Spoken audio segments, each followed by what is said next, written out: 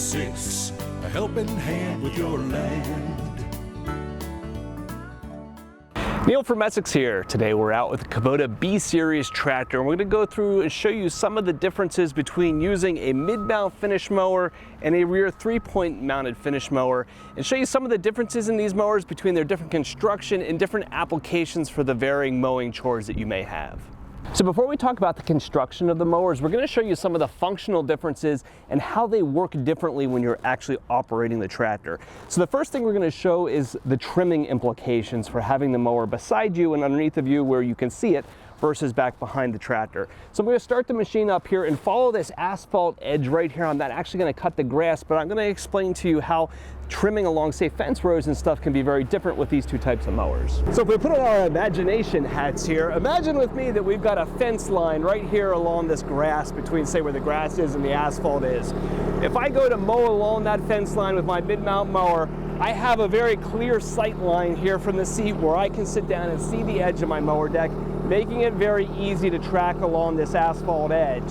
Now, versus that 3-point mower that's back behind me here, when I look behind the tractor, I can't see nearly as well where the edge of my mower deck is. I can kind of eyeball it, but I don't have that straight sight line to be able to see where I'm at. I also run into a little problem here when I go to turn. So if I want to turn away from my edge here and I turn my steering wheel, you know, the tractor in the mid-mount mower tracks away from my fence. But if you look behind me here and see my 3-point hitch mower, I've now swung my 3-point hitch mower into my fence, possibly hitting my fence posts or those kinds of things, because this thing being behind you tracks differently from the tractor. So you just have to be cognizant of that. If you have a mower behind you, it's not going to track with the tractor because it's not within its wheelbase and it can swing underneath the things. Now, some guys do actually like having that mower back there for fence rows because it's behind the tractor. You could do things like back underneath the fence row. Say you want to get underneath the wire, for instance. Having a little bit wider mid-mount mower can help that by buying the largest size that you can. But having that rear mower does allow you to push it back into places where you wouldn't be able to get a belly-mounted mower. Here's another great example of that. So I'm tracking along this sign right here, and as I come past it and go to turn away from the sign, watch my rear mount mower, it swipes right over here, right into the post. So that's your application there. You gotta watch when you turn away from things. Cutting around things is easier with my mid-mount mower as well. So when I'm eyeing up my telephone pole here and I approach my pole, I can easily see down to the cutting edge of my mid-mount mower and just circle around this. And even with this large B Series tractor, the turning radius of these tractors is actually surprisingly tight. You can cut tighter circles around things than what you would expect. This 01 series also has turning brakes as well. So if you want to cut it even tighter, you take your tractor into 2-wheel drive instead of 4-wheel, come up here and then brake your inside tire, and you can see how tightly I can stick around this pole.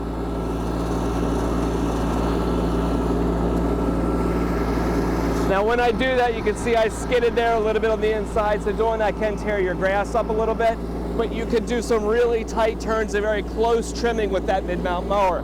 But looking on my rear one over here, when I want to get up against this thing, I really kind of almost have to get close to it and take a swipe past it, and then come back around and take a swipe past it again, and almost take at least 3 or 4 passes by this thing to get close to it, because I can't track nearly as close to the pole with that mower behind me. So you can see, as an operator, the mid-mount mower is just overall easier to trim with. I can get closer to things, I can see my edges a lot better, I know where my mower deck is at all times. It just gives you that a little bit more a comfort factor in residential mowing. That said though, guys do like the rear mowers for some more commercially minded applications where, say, fence rows and you want to push underneath the things or get underneath the pine branches and those kinds of things. You could turn that mower up back on and back up into those areas where you're not going to be able to get your entire tractor. Now, if you look at the construction of these mowers too, you can kind of see that more field-oriented perspective and the way that these are built. There's just some limitations to that mid-mount mower on how heavy duty it can be. You know, you can only fit so much mower underneath the belly of a tractor. So when you look at a rear mower, you'll usually see heavy construction, right? When you look at, say, the size of the gauge wheels versus the gauge wheels on a mower, on a mid-mount mower, or the size of the tubing, the size of the spindles, the bulk of the blades, your 3-point hitch mowers are built a little bit heavier. And so for that reason, they are popular with the guys who might be mowing a lot of acreage, right? You got to go out, you got to cut a 4-acre field. It's a good application for a 3-point mower. You're not doing as much trimming, you're buying a heavier duty mower and just dragging it behind the tractor where you always know that it is. So for field applications, maybe worth looking at a 3-point, but for more residential applications, we always will go to the mid-mount first. Another factor you may want to consider is what your grass conditions are like. If you look at the construction of these mowers, you'll look at the mid-mount and notice that the mid-mount decks aren't as deep as what the rear mount decks can be. Again, when the mower is underneath the belly of the tractor, the deeper they make it, the less ground clearance you have, and so that becomes a bit of an issue. So generally, your rear mount mowers are going to be a deeper, heavier deck, and therefore able to handle higher volumes of grass better. Rear mowers are often rear discharge as well. So when you go into that really thick, heavy, clumpy stuff, a rear discharge mower has a much wider opening across the back and can discharge and clean that grass out a lot more quickly and a lot more effectively than a side discharge mower does underneath the belly of a tractor.